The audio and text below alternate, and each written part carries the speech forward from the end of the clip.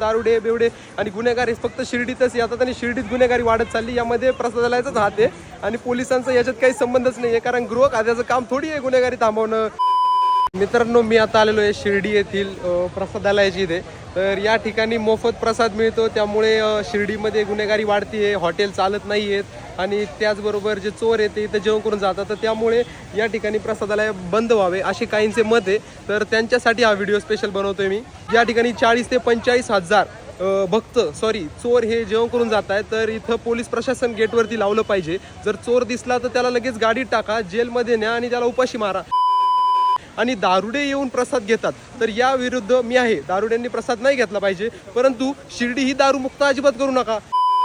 आई बाबा हे फक्त घुगऱ्या आणि लापशीच बनवत नव्हते, तर तुम्ही एकदा बघा, आंबील, गोड शिरा, त्याच्यानंतर वरण भात, अजून त्याच्यानंतर भाजी चपाती, भक्तांनी आणलेल्या भाजी चपाती सुद्धा देत होते.